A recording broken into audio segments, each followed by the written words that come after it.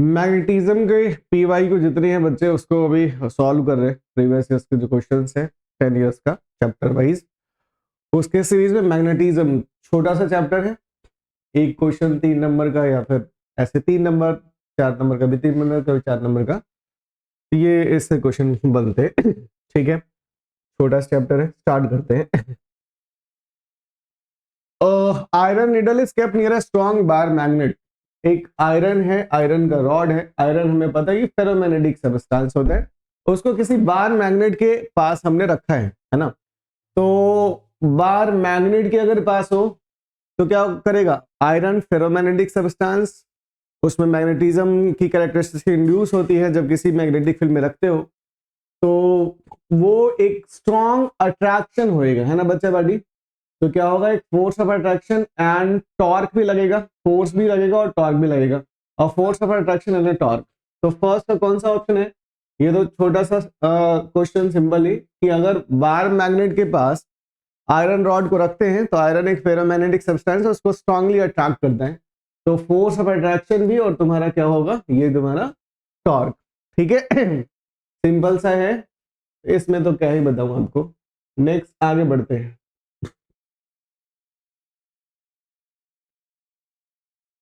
A current carrying loop of magnetic moment m, magnetic moment, current carrying loop magnetic moment. देखो magnetic moment का जो formula होता है ना प्यारे बच्चों, वो होता है आई इंटू ए। ठीक है, नंबर ऑफ टर्न्स अगर n हो तो मैग्नेटिक डाइपोल मोमेंट या इसको हम लिख सकते हैं एन आई ए ऐसे। अब क्वेश्चन पढ़ते हैं क्या कहा जाता है वैसे तो। Suspended in vertical plane in external magnetic field B such that this plane is normal to B. Plane is normal to B मतलब इनिशियल में नॉर्मल टू बी का मतलब इनिशियल जो पोजीशन है बच्चा थीटा 1 की जो वैल्यू है वो तुम्हें 0 डिग्री कही जा रही है। ठीक है, क्योंकि प्लेन का एरिया और straight line magnetic field lines उसके बीच में एंगल हम कैसे 90 माइनस 90 करके निकालते हैं, तो ये तुम्हारा 0 डिग्री है। The work done in rotating this loop by 45 degree about an axis perpendicular to B is closest to. ठीक है, तो वर्क डन का फॉर्मूला याद करिए। जो पोटेंशियल एनर्जी अगर मैं कहूं, potential energy in magnetic dipole that is minus M B cos theta, अगर आपको याद हो तो। ठीक है, और वर्क डन में वही पोटेंशियल एनर्जी इलेक्ट्रिक डाइपोल में क्या होता था बच्चा, तो minus M magnetic dipole moment था, वहां पे क्या होता था इलेक्ट्रिक डाइपोल मोमेंट, है ना, पीई साइन थीटा। अब यहाँ पे वर्क डन अगर निकालना हो तो सीधा सीधा याद रखें एम बी कॉस थीटा 1 और माइनस कॉस थीटा 2, सीधा, है ना। और याद करिए आप इलेक्ट्रोस्टैट में क्या होता था, इलेक्ट्रोस्टैटिक्स में इसको हम लिखते थे क्या, PE cos theta 1 minus cos theta 2, ऐसा सिंपली। उसी तरीके से ये यहां पे यूज हुआ है एम बी। अब कॉस थीटा 1, थीटा 1 का मतलब कॉस 0, ठीक है भाई, माइनस कॉस थीटा 2, कितना कह रहा है एंगल थीटा 2 कितना 45 डिग्री, तो यहाँ पे क्या लिखा जाएगा कॉस 45 डिग्री।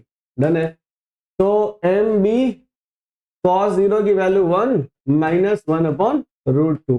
ठीक है, तो M B into root 2 minus 1, root 2 minus 1 और अपॉन रूट 2। अब ये जो सॉल्व करके रूट 2 की वैल्यू 1.414 रख करके सॉल्व करके देखोगे तो ये जो है ये बी वाला ऑप्शन इसका सही होएगा रफली। ठीक है, आगे बढ़ते, समझ में आ गई बात।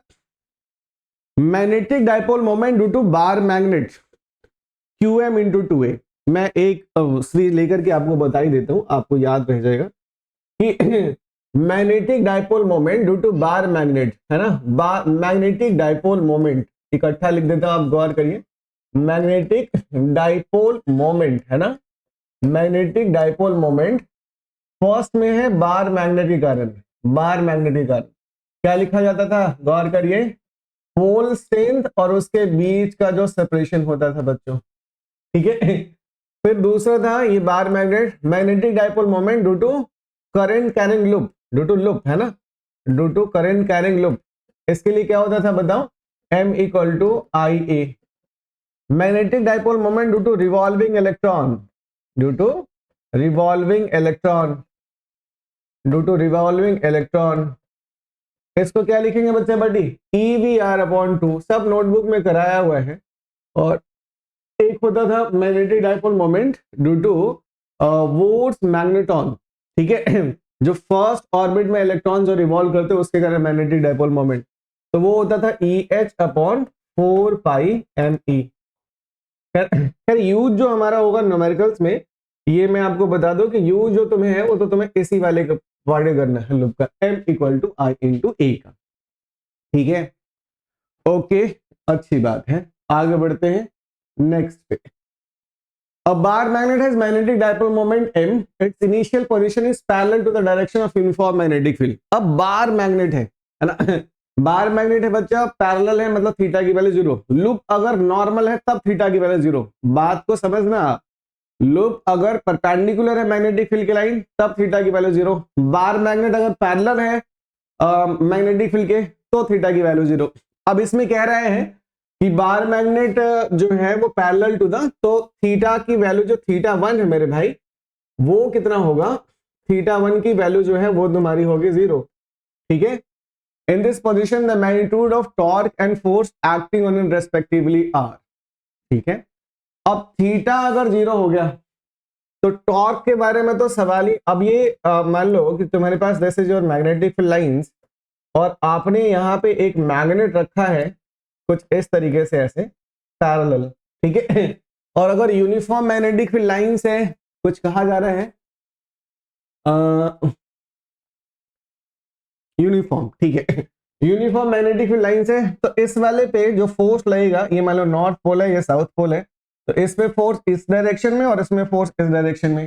फोर्स की वैल्यू जस्ट वैसी होती थी बच्चे, फोर्स ऑन जो पोल्स पे होगा वो पोल स्ट्रेंथ और इनटू मैग्नेटिक फील्ड लाइंस इधर, और इस वाले में सेम फोर्स लगेगा क्या, पोल स्ट्रेंथ और इनटू मैग्नेटिक फील्ड लाइंस, तो दोनों फोर्स इक्वल एंड अपोजिट, तो नेट फोर्स की वैल्यू कितनी हो जाएगी बच्चे हो, 0। नेट फोर्स की वैल्यू तो चाहे पैरेलल हो चाहे किसी पोजीशन में, अगर यूनिफॉर्म मैग्नेटिक फील्ड लाइंस है तो नेट फोर्स की वैल्यू तो 0 होगी होगी, तो नेट फोर्स 0 है। और टॉर्क के लिए क्या फॉर्मूला पता है आपको, टॉर्क के लिए mb sin थीटा, याद करिए टॉर्क के लिए क्या फॉर्मूला पता है, torque equal to m cross b, है ना, या mb sin थीटा। अब मेरे भाई sin थीटा, थीटा की वैल्यू कितनी है, 0 है, तो टॉर्क भी कितना हो जाएगा, 0, है ना।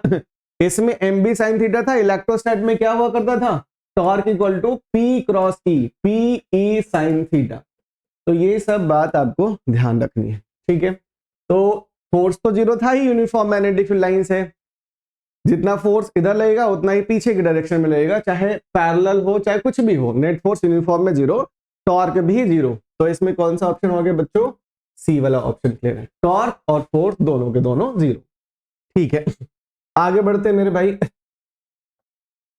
Fourth, which of the following statement is correct, ध्यान से पढ़िए, magnetic field lines do not form close loop, गलत बात है भाई, ये तो बिल्कुल गलत बात है ना। Magnetic field lines close loop का फॉर्मेशन करते हैं, है ना, ये प्रॉपर्टीज में अभी आगे लिखने को आ जाएगा। तो मैग्नेटिक फील्ड लाइंस क्या होता है, नॉर्थ पोल और साउथ पोल है, यहां से मैग्नेटिक फील्ड लाइंस निकलेगा पीछे आएगा, तो ये क्लोज लूप का फॉर्मेशन करते हैं, है ना, तो ये तो गलत हो गया। Magnetic field lines start from north pole and end at south pole of a magnet, ठीक है, इसको इतना दिमाग में रखेंगे। अब ये तो कह नहीं रहा कि आउटसाइड द मैग्नेट है या इनसाइड द मैग्नेट, लेकिन स्टेटमेंट तो चलो सही है। तो अगर आउटसाइड बोलता तो पूरा ही सही हो जाता, कभी और कोई सही ना हो तो फिर इसको टिक मार देंगे। अभी ध्यान में रखेंगे, आउटसाइड द मैग्नेट नॉर्थ से निकल करके साउथ की तरफ जाता है, लेकिन इनसाइड साउथ से नॉर्थ की तरफ जाता है। अब इसको थोड़ा सा दिमाग में रख के आगे बढ़ते हैं। The tangent at any point on the magnetic field lines represent the direction of magnetic field at that point, ये तो 100% सही है। किसी भी पॉइंट पे टेंजेंट अगर ड्रॉ करोगे, मैग्नेटिक फील्ड लाइंस अगर ऐसा है और उस वाले पे अगर आप टेंजेंट ड्रॉ करते हो इस वाले सपोज प्लेस से, ये तो मैग्नेटिक फील्ड का डायरेक्शन देता है। तो ये सबसे अभी तक जो सबसे सही आंसर लग रहा है वो ये है, टू मैग्नेटिक फील्ड लाइंस में इंटरसेक्ट, नो, दो मैग्नेटिक फील्ड लाइंस एक दूसरे को इंटरसेक्ट नहीं कर सकते। और ये आउटसाइड इनसाइड का नहीं दिया था तो ये भी कट मार दिया, तो कौन सा ऑप्शन इसमें सही होगा मेरे भाई, तो सी वाला ऑप्शन जो है वो तुम्हारा सही है, ठीक है। ओके, आगे बढ़ते हैं, नेक्स्ट पे चलते हैं। Fifth, right the four properties of, अभी लिख दिया, इसके पीछे का जो प्रॉपर्टीज है ना वही देख लेना। जो two magnetic field lines do not intersect each other, magnetic field lines do not form close loop, और north outside the magnet north से साउथ, और इनसाइड द मैग्नेट साउथ से नॉर्थ, ठीक है। और ये वाला जो टेंजेंट वाला, ये चार प्रॉपर्टीज आप लिख लेना, इस वाले में टाइम ज्यादा नहीं लगाएंगे, ठीक है। A bar magnet of magnetic moment 6 joule per tesla, बहुत बढ़िया, बार मैग्नेट है, क्या है, बार मैग्नेट। देखते हैं, bar magnet of magnetic moment मतलब एम की value 6 joule per tesla, okay, is align at 60 degree, theta 1 की वैल्यू है बच्चे 60 degree with the uniform external magnetic field of 0 point, magnetic field मेरे भाई दिया हुआ है 0.44 टेस्ला, ठीक है। Calculate the work done in turning the magnet to align its magnetic moment, turning the magnet to align its magnetic moment. First में normal to the magnetic field आ जाओ, फर्स्ट वाले पार्ट में नॉर्मल थीटा 1 तो इतना है, normal to the magnetic field, अब normal कहा जाए तो थीटा 2 की वैल्यू तुम्हारी हो जाएगी 90 डिग्री, क्योंकि बार मैग्नेट है, अगर सर्कुलर लूप होता तो उसमें थीटा की वैल्यू 0 होगी, मेरी बात को समझना, ठीक है। थीटा 2 तुम्हारा क्या है 90 डिग्री, बार मैग्नेट है इसलिए, अगर सर्कुलर कॉइल अगर होता या फिर लूप होता तो उस वाले में फिर 90 माइनस 90 करके निकालते हैं, ये 90 माइनस जो भी वैल्यू आ जाएगी। तो पहले तो इसी निकालते वर्क डन, तो वर्क डन इक्वल टू क्या फॉर्मूला मेरे भाई, एम बी कॉस, दिमाग में चलना चाहिए जब मैं लिख रहा होता हूं, cos theta 1 minus cos theta 2, ये फर्स्ट वाली बात बता दी मैंने आपको। तो एम बी कॉस थीटा 1 मतलब कॉस 60 और माइनस कॉस थीटा 2 मतलब कॉस 90, कॉस 60 की वैल्यू कॉस 90 वैल्यू 0 होती है, तो जो भी रह जाएगा, एम पता है बी पता है थीटा तो पता ही है, तो इसमें रख लो एम बी कॉस 60, ठीक है। सेकेंड वाले पार्ट में आते हैं मेरे भाई, opposite to the magnetic field, opposite to the magnetic field का मतलब थीटा 2 की वैल्यू जो है ना वो तुम्हारी हो गई 180 डिग्री, ठीक है। अब वर्क डन निकाल लो, पहले कितना था, M B cos 60 minus cos 180, cos 60 minus cos 180, ठीक है, ये हो जाएगा थीटा 1 माइनस थीटा 2 के हिसाब से।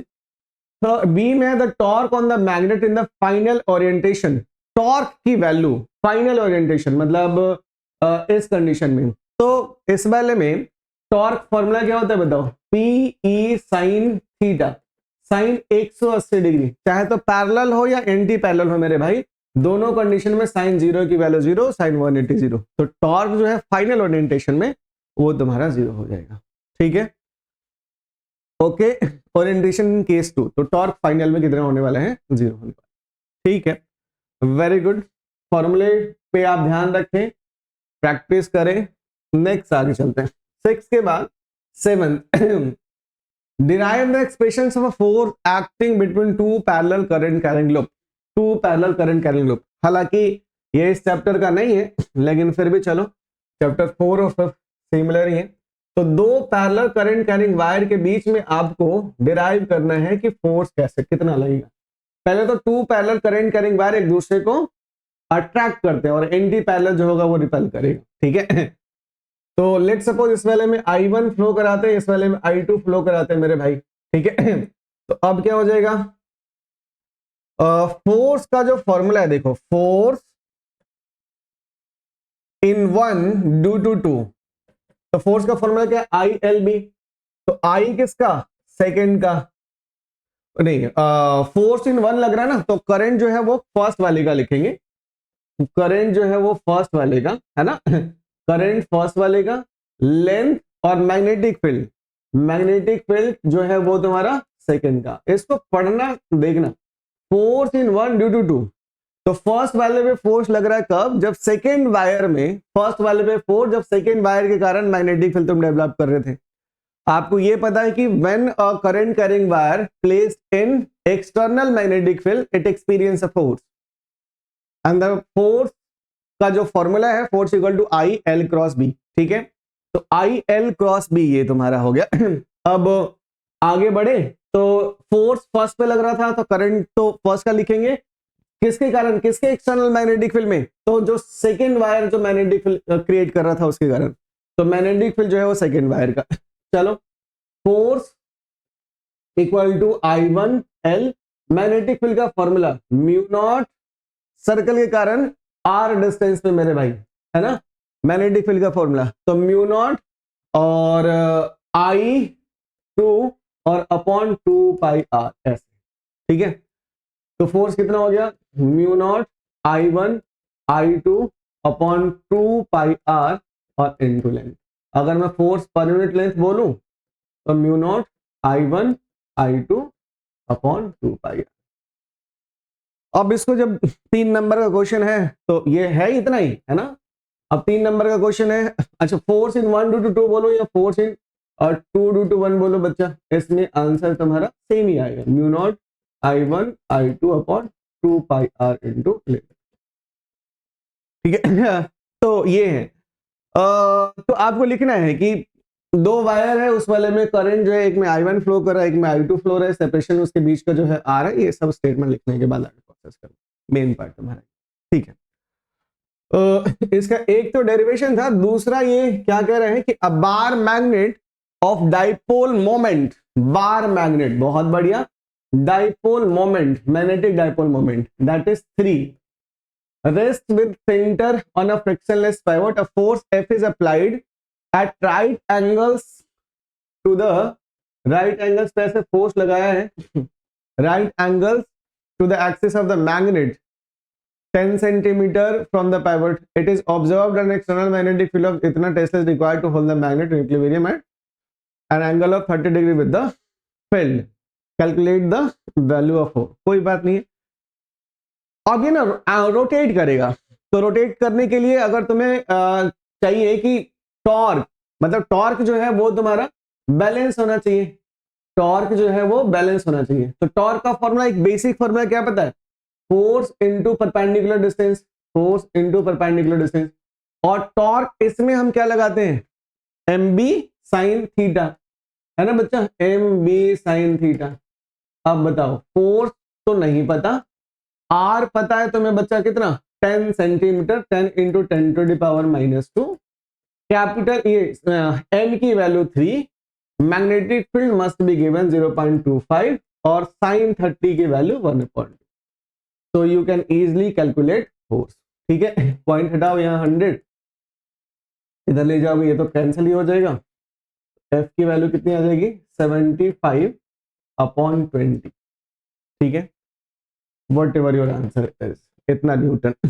तो आगे बढ़ते हैं, ध्यान दे लेना, टॉर्क बैलेंस करना था, इसमें वही वाले फॉर्मूले यूज होते हैं जो तुम अच्छे से जानते हो, ऐसा नहीं कि कुछ एक्स्ट्रा यूज हो जाए, तुम्हें अगर अच्छे से पता है। टॉर्क का 2 फॉर्मूला था इस वाले में, टॉर्क का एक तो फोर्स इनटू परपेंडिकुलर डिस्टेंस, आप 11 से पढ़ते आ रहे हैं, और टॉर्क जो इस चैप्टर में अभी यूज होगा वो क्या है, torque equal to M B sine theta, theta पता था, एम पता था, वी पता था, आर पता था, फोर्स निकालना था, क्या ही औकात इसकी।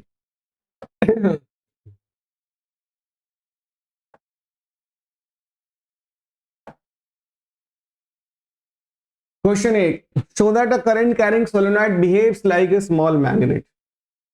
करंट कैरिंग वायर जो है बच्चा, वो current carrying solenoid behaves like a magnet, इसमें मैग्नेटिक फील्ड लाइंस ऐसे जनरेट होता है, ये तुम्हारा नॉर्थ पोल साउथ पोल की तरह बिहेव करते हैं, डेरिवेशन में इसको लेटर ऑन चैप्टर में कराऊंगा। स्टीडी, इसमें क्वेश्चन पे आते हैं बी पे, steady current of 2 ampere flow through a circular coil having 5 turns of radius 7 centimetre, current कितना है 2 एम्पियर का, through a circular coil having 5 turns of radius, N की वैल्यू जो है वो तुम्हें 5 दी हुई है और रेडियस जो है वो 7 सेंटीमीटर है। The coil has an axle with the center. Find the magnitude and direction of magnetic dipole moment. Magnetic dipole moment due to circular loop. क्या फॉर्मूला बताया बच्चे, आई ए और इधर एन आई ए। अब क्या दिक्कत है इसमें, डायरेक्ट फॉर्मूला पढ़ेंगे, एन की वैल्यू 5, करंट 2 और एरिया पाई 7 का स्क्वायर, 7 सेंटीमीटर है तो 7 इंटू 10 टू द पावर -2 का स्क्वायर, ठीक है ना, इसको क्या लिख लेंगे 7 इंटू 10⁻⁻²। ठीक है मेरे भाई, आगे बढ़ते हैं। इसके बाद है क्वेश्चन नंबर, ये सेम वही कहानी, ठीक है। अब bar magnet as m equal to NIA। अब यहाँ पे क्या दिख रहा है, ये तुम्हारा क्लॉकवाइज है, यहाँ पे जो है वो तुम्हारा एंटी क्लॉकवाइज है। तो क्लॉकवाइज है तो कैसा बिहेव करेगा, ये साउथ पोल की तरह। एंटी क्लॉकवाइज है तो कैसा बिहेव करेगा, नॉर्थ पोल की तरह। तो करंट कैरिंग वायर जो है या जो लूप है सोलेनोइड, वो बार मैग्नेट की तरह बिहेव करता है, याद रखना है तुम्हें। नेक्स्ट चलते हैं। The poles of a magnet can not be separated. बिल्कुल सही स्टेटमेंट है। मोनोपोल्स एग्जिस्ट नहीं करते, मोनोपोल्स डू नॉट या डज नॉट एग्जिस्ट। ठीक है, जब कभी आप एक मैग्नेट लेते हैं ऐसे और उसको बीच में से, ये नॉर्थ पोल है ये साउथ पोल है, और मान लो तुमने बीच में से ऐसे कट मार दिया, तो कट मारने के बाद बच्चे दो मैग्नेट बन जाएगा, नॉर्थ साउथ और नॉर्थ साउथ। तो मोनोपोल मैग्नेट का एग्जिस्ट नहीं करता। Poles of a bar magnet can not be separated, magnetic monopoles do not exist. बिल्कुल सही, रीजन भी सही, असर्शन भी सही है ना, और सही एक्सप्लेनेशन भी है। तो इसका ऑप्शन जो होगा वो क्या हो जाएगा मेरे भाई, ई, फर्स्ट वाला। नेक्स्ट पे चलते हैं। State Gauss's law for magnetism, explain its significance. देखो, गॉसेस लॉ ऑफ मैग्नेटिज्म ऐसा कुछ है नहीं खास। कह रहा है कि अगर एक कोई गॉसियन सरफेस है और उस वाले में आपने एक बार मैग्नेट या मैग्नेट रखा है, ठीक है, तो इस वाले में जो फ्लक्स की वैल्यू होगी ना वो तुम्हारी 0 होगी, क्योंकि नॉर्थ और साउथ दोनों होते हैं। और ये गॉसेस लॉ ऑफ मैग्नेटिज्म का सिग्निफिकेंस क्या होता है कि मोनोपोल्स डू नॉट एग्जिस्ट। इसका सिग्निफिकेंस यही है कि मोनोपोल्स जो है एग्जिस्ट नहीं करते। तभी तो फ्लक्स इक्वल टू, देखो नॉर्थ वाले को जनरली हम प्लस मानते हैं, साउथ वाले को माइनस। तो नेट नॉर्थ साउथ दोनों है, अगर नॉर्थ होता सिर्फ साउथ होता। जैसे मैं अगर कहूं कि आपको एक गॉसियन सरफेस है और आपके पास इलेक्ट्रिक डाइपोल है, प्लस क्यू और माइनस क्यू, और मैंने कहा कि फ्लक्स की वैल्यू बता दो मेरे भाई, तो flux equal to net charge कितना है इस वाले में, 0, तो फ्लक्स भी कितना होगा, 0। सेम ऐसा ही है, ठीक है, कि नॉर्थ पोल है साउथ पोल दोनों है, और दोनों सेपरेटली तो एग्जिस्ट ही नहीं करते। तो that is what state Gauss's law of magnetism. ठीक है, ये आगे बढ़ते हैं 11th के बाद 12th पे चलते हैं। अब bar magnet is cut into two equal half parallel to the magnetic axis, parallel to the magnetic axis. This is your magnetic axis और आपने ऐसे पैरेलली कट किया, ठीक है। तो जब पैरेलल कट करोगे और ऐसे कट करोगे, मैं आपको बता दूं कि क्या होने वाला है। जब पैरेलल कट करते हैं ना, तो इसका जो पोल स्ट्रेंथ है, पोल स्ट्रेंथ वो हाफ हो जाता है बच्चे। पोल स्ट्रेंथ जो है वो हाफ रह जाएगा, मतलब Qm/2 होता है पोल स्ट्रेंथ। पहले इसकी बात कर लेते हैं, ठीक है। मैग्नेटिक डाइपोल मोमेंट, क्योंकि magnetic dipole moment pole strength into 2a होता है, ठीक है। तो Qm/2 हो गया, तो मैग्नेटिक डाइपोल मोमेंट भी हाफ रह जाएगा, ठीक है बच्चा। मोमेंट ऑफ इनर्शिया तो डायरेक्ट उस पर डिपेंड करता है, तो मोमेंट ऑफ इनर्शिया का तो सवाल जवाब ही नहीं है। हाँ, मैग्नीट्यूड ऑफ मैग्नेटाइजेशन पे कोई फर्क नहीं पड़ेगा इसमें। आंसर इसका क्या हो, magnitude of moment of inertia तो एमआरएस पर होता है ना, मास कम हो गया तो ऑब्वियस है मोमेंट ऑफ इनर्शिया का फॉर्मूला वैसे क्या होता है, मास इनटू डिस्टेंस का स्क्वायर जो भी है, तो वो तो डिपेंड करेगा भाई, मास कम हो गया। अब इसमें आ जाओ, ऐसे अगर कट करते हो तो pole strength do not change, pole strength जो है वो डू नॉट, मतलब कोई फर्क नहीं पड़ता पोल स्ट्रेंथ पे। हाँ, मैग्नेटिक डाइपोल मोमेंट जो है ना वो हाफ जरूर होता है, क्यों, क्योंकि क्यूएम तो सेम है, लेकिन ये पूरा का पूरा जो लेंथ 2a था, अब लेंथ a बचा है ना, तो a बचा है, तो जो मैग्नेटिक डाइपोल मोमेंट है वो तुम्हारा हाफ हो जाएगा। तो इसमें मैग्नेटिक डाइपोल हाफ हो जाएगा, पोल स्ट्रेंथ है कोई फर्क नहीं, इसमें पोल स्ट्रेंथ और मैग्नेटिक डाइपोल मोमेंट दोनों हाफ हाफ हो जाएंगे। हाउएवर मैग्नीट्यूड ऑफ मैग्नेटाइजेशन पे कोई फर्क नहीं पड़ेगा, ठीक है। आगे बढ़ेंगे। Small bar when placed near magnet is repelled by it.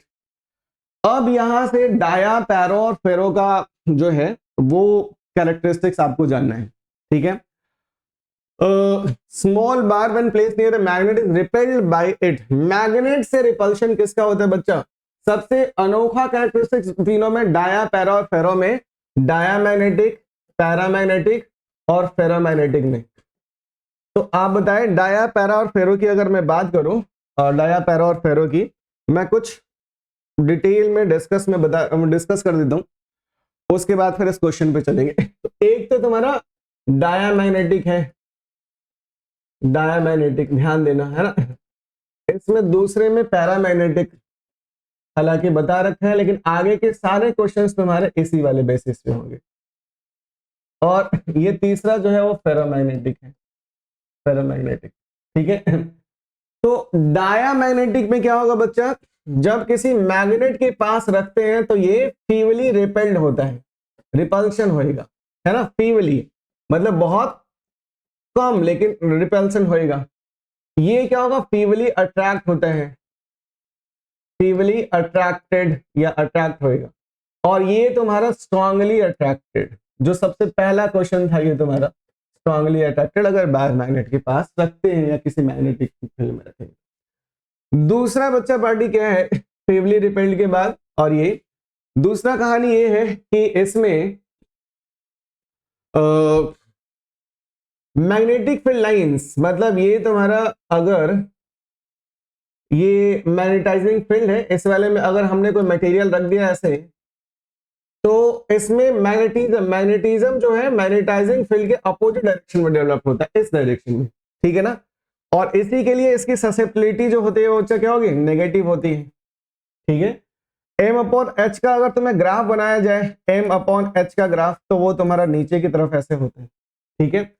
Relative permeability mu R की जो वैल्यू है, और मतलब फ्री स्पेस म्यू जो है वो फ्री स्पेस के मुकाबले भी कम होता है। म्यू आर जो है बच्चा लेस देन 1 होता है ना, लेस देन 1 होगा। ये सब इसकी कैरेक्टरिस्टिक्स हैं, मतलब बहुत कम कम कम। इसमें ससेप्टिबिलिटी जो होगा वो तुम्हारा क्या होगा? पॉजिटिव होएगा, ठीक है, स्लाइटली पॉजिटिव, बहुत ज्यादा पॉजिटिव नहीं, बहुत, है ना। म्यू की वैल्यू जो है म्यू नॉट से बड़ी होती है, म्यू आर 1 से क्या होगा? वो बड़ा होएगा, ध्यान देना। ससेप्टिबिलिटी नेगेटिव किसकी? तो डायामैग्नेटिक की। थोड़ी पॉजिटिव किसकी? तो पैरामैग्नेटिक की। और इसका तो कहना ही नहीं बच्चा, ससेप्टिबिलिटी बहुत ज्यादा होता है ना। म्यू भी बहुत ज्यादा होएगा तुम्हारा म्यू नॉट से, म्यू आर की वैल्यू भी 1 के मुकाबले बहुत ज्यादा होती है। तो ये है इसका। ये डायमैग्नेटिक जो मटेरियल है वो टेम्परेचर पर डिपेंड नहीं करता। इसकी जो ये तो एम वर्सेस एच का ग्राफ बना दिया मैंने, टेम्परेचर पे ससेप्टिबिलिटी इसकी डिपेंड नहीं करेगी, इंडिपेंडेंट विद टेम्परेचर। ये सब आपको रटना है, इंडिपेंडेंट विद टेम्परेचर। ये टेम्परेचर से जो ससेप्टिबिलिटी होती है बच्चा इनवर्सली प्रोपोर्शनल होगी, इस तरीके से ससेप्टिबिलिटी टेम्परेचर से इनवर्सली। ये भी इनवर्सली प्रोपोर्शनल होता है, लेकिन ये आपको पढ़ना नहीं है, ठीक है। तो ये छोटी छोटी सी बात है। अच्छा, एक तो ये बड़ा फेमस है ऐसे कि अगर ये आपने एक्सटर्नल मैग्नेटिक ऐसे इस तरीके से मैग्नेटिक फील्ड लाइंस इसके बाहर से पास करता है, इस वाले में क्या होगा बच्चा पार्टी? मैग्नेटिक फील्ड लाइंस इसके अंदर से पास करता है। इस वाले में क्या होगा? मैग्नेटिक फील्ड लाइंस तो अंदर से और विद कंजेशन, मतलब बहुत ज्यादा मैग्नेटिक अंदर से अलाउ करेगा। तो ये सब छोटी छोटी सी बात नोटबुक में प्रॉपर सब डेफिनेशंस के साथ लिखवाया गया है, तो आप उसको एक बार जाकर के गो थ्रू हो जाना, ठीक है। अब मैं सीधा क्वेश्चंस पे आता हूँ। विद एग्जांपल्स आपको याद रखने हैं, एग्जांपल तुम्हें याद रखना है कि कौन कौन सा किसका कौन सा पैरामैग्नेटिक है, कौन सा फेरोमैग्नेटिक, ठीक है। चलो इतना करने के बाद आते हैं क्वेश्चंस पे। स्मॉल मार मैग्नेट व्हेन रिपेल्ड का मतलब क्या हो गया बच्चा पार्टी? रिपल्शन का मतलब हो गया तुम्हारा कि ये डायमैग्नेटिक होगा। अब ये जो आयरन है ना, आयरन ये फेरोमैग्नेटिक सबस्टेंस होता है, फेरो। निकेल में जो है वो तुम्हारा क्या है बच्चा? फेरोमैग्नेटिक सब्सटेंस है। एल्यूमिनियम जो है दैट इज पैरामैग्नेटिक। अब ये याद तुम्हें रखना है, कॉपर जो है ना ये तुम्हारा ऑप्शन हो गया, और कॉपर जो है वो तुम्हारा है डायामैग्नेटिक। कॉपर जो है वो तुम्हारा डायामैग्नेटिक। और अभी प्रॉपर्टीज के हिसाब से मैंने बताया कि डायामैग्नेटिक जो सब्सटेंस होते हैं अगर उसको मैग्नेटिक फील्ड में रखोगे तो रिपेल्ड होगा, या बार मैग्नेट के पास रखोगे तो वो रिपेल्ड होगा, ठीक है। नेक्स्ट में चलते हैं मेरे भाई, ये तो डिस्कस हो गया, और चलते हैं। Which of the following has its permeability less than that of the free space? Permeability less than free space, मतलब फ्री स्पेस का परमियाबिलिटी ज्यादा हो, मतलब मैग्नेटिक फील्ड लाइन जो है ना वो इसके अंदर से पास ही ना हो। अगर ऐसे भेज रहे हो ये बाहर बाहर से निकल जाए। आप ये जरा सुन करके बताओ, ये सोच करके बताओ, ये कौन सी कैरेक्टरिस्टिक्स है? तो ये है डायामैग्नेटिक की, है ना, डायामैग्नेटिक की कैरेक्टरिस्टिक्स है। एंड डायामैग्नेटिक फिर इस वाले देख रहे हैं, अभी बताओ बच्चे, पीरियड लेस देन, तो कॉपर ही इसका आंसर है ना, कॉपर ही आंसर है इसका। ठीक है, तो ये कॉपर हो गया। ठीक है, ओके, ठीक है।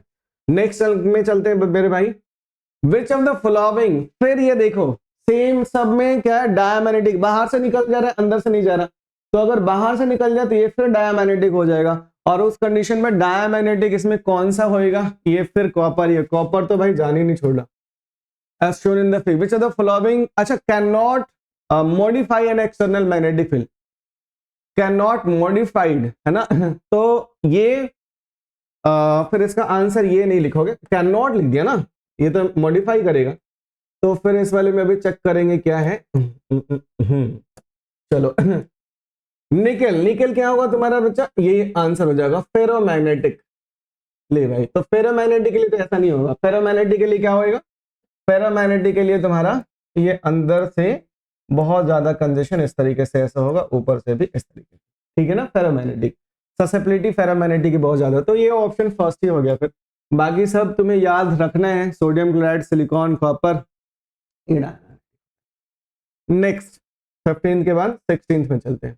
Which one of the following has relative magnetic permeability between relative magnetic permeability, मतलब 0 से लेकर के relative permeability 1 के बीच में, अभी बताया 1 से छोटा relative permeability म्यू आर की वैल्यू, मैं सारे रिलेटेड फॉर्मूला लिख देता हूं जिससे तुम्हें याद रह जाए, mu R equal to mu upon mu naught, तो 1 से छोटा होने का मतलब म्यू नॉट बड़ा है ना, और म्यू नॉट बड़ा होने का मतलब म्यू नॉट अगर बड़ा है तो ये किसके लिए है बच्चे party, this is for diamagnetic, diamagnetic, diamagnetic, ठीक है।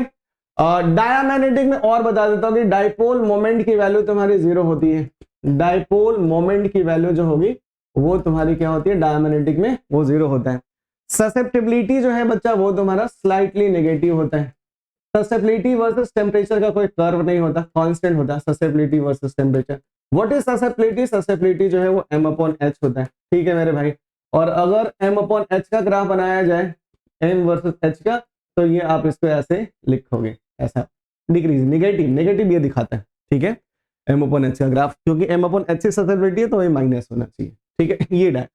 अब विच of the following is relative, अब इस वाले में चेक कर लो कौन सा ऑप्शन है तुम्हारे पास।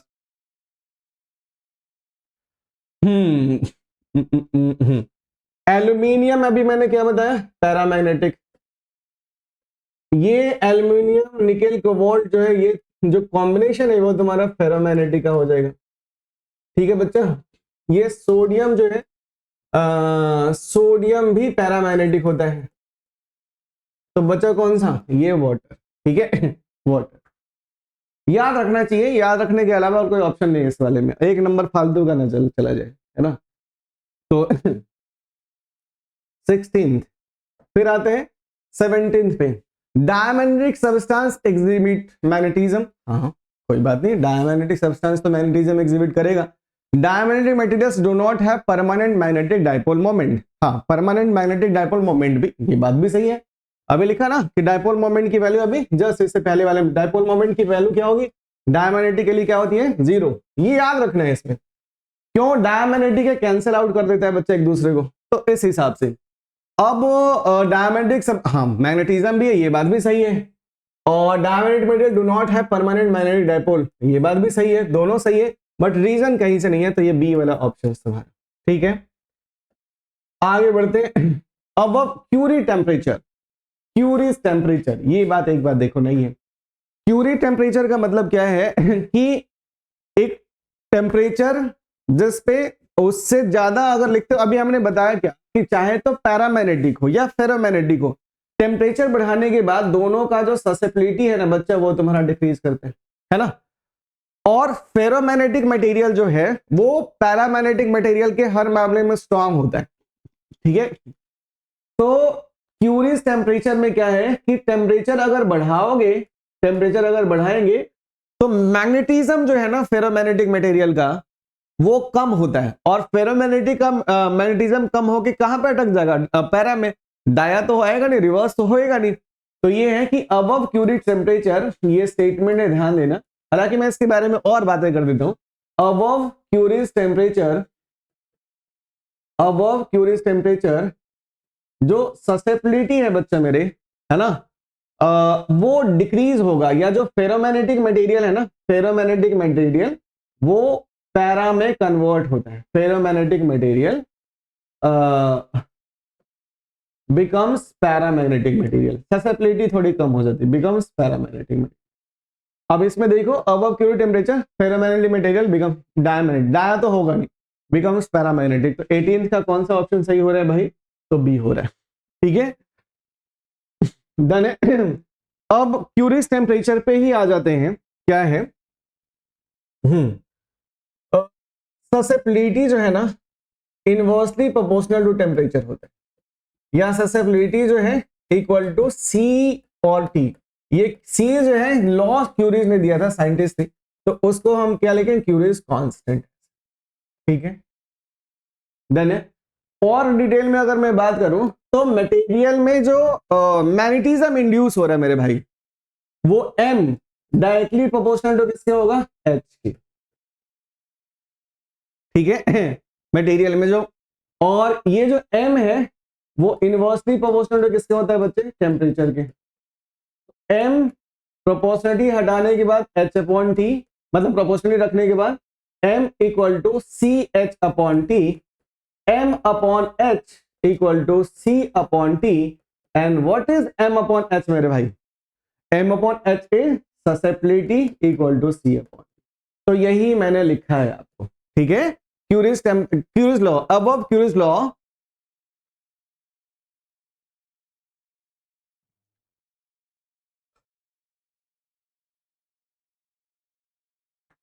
ठीक है। ओके, क्यूरियस लॉ, टेम्परेचर से, क्यूरियस टेम्परेचर से ऊपर जाने के बाद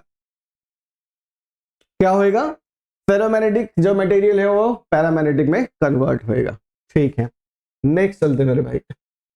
the magnetic field lines are repelled by a substance, diamagnetic, repelled. अब इतनी बातें हो गई, अब तो ये चैप्टर पूरा अच्छे से क्लियर हो जाना चाहिए। 20, the magnetic susceptibility of magnetism at 300 kelvin. Magnetic susceptibility दिया हुआ है कितना, 1.1 लिख लेता हूं, 1.2 into 10⁵ at temperature T1 equal to 300।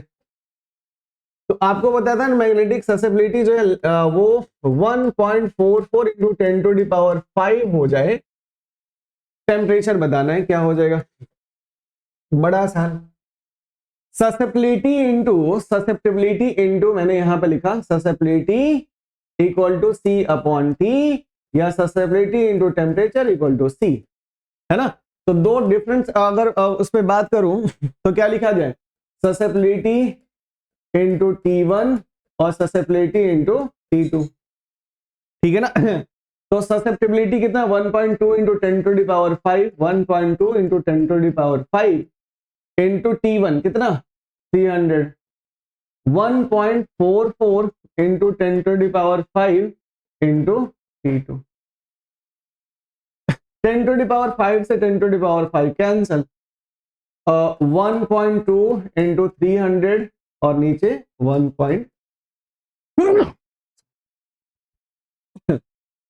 Point हटाते हैं, नीचे 10, ये पॉइंट हटा करके ऊपर 100, सॉल्व कर दिया। हाँ,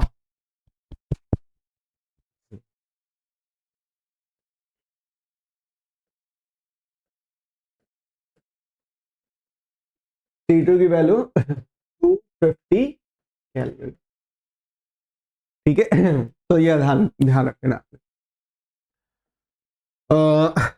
the magnetic susceptibility of given material is -0, minus. अब मैं इसमें क्या ही बोलूं, जैसे ही माइनस आ गया इसका मतलब डायमैग्नेटिक। अब पढ़ने का तरीका ये है कि जब एक आध क्वेश्चन मिल जाए बीच बीच में डायमैग्नेटिक, तो उसकी सारी प्रॉपर्टीज जो है आप उसको रिकॉल कर लीजिए। जैसे डाइपोल मोमेंट की वैल्यू 0 होती है, ससेप्टिबिलिटी का टेम्परेचर पे कोई फर्क नहीं होता, एम बस एच का ग्राफ लीनियर होता है, नेगेटिव इंडिकेट करता है, ये सब ठीक है। Right one important property of parameter, कितनी प्रॉपर्टीज चाहते हो बताओ, कितनी प्रॉपर्टीज बता दूं? एक क्या, एक तो सबसे पहले ये ही बना लेना, ठीक है, वर्सेस जो म्यू आर की वैल्यू है ग्रेटर देन 1 होती है ना, म्यू जो है वो फ्री स्पेस के मुकाबले ज्यादा होगा, ससेप्टिबिलिटी जो है वो स्लाइटली पॉजिटिव होता है, ठीक है, और अट्रैक्ट करेगा, ये सब जितनी प्रॉपर्टी तुम लिखना चाहो।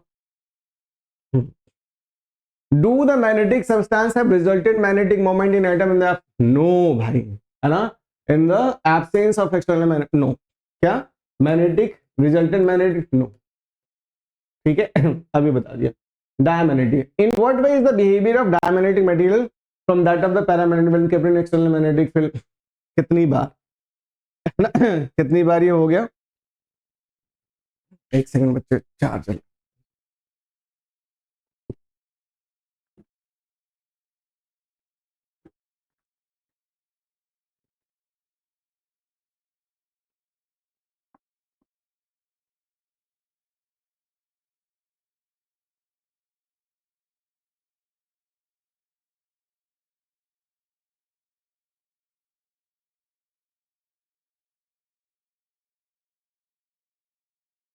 ठीक है। तो आगे क्वेश्चन सारे रिपीटेड है, एक बार देख लेना ये। तो this is all about your chapter 5, ठीक है, 1 बाय 1 मैंने सॉल्व करा दिया।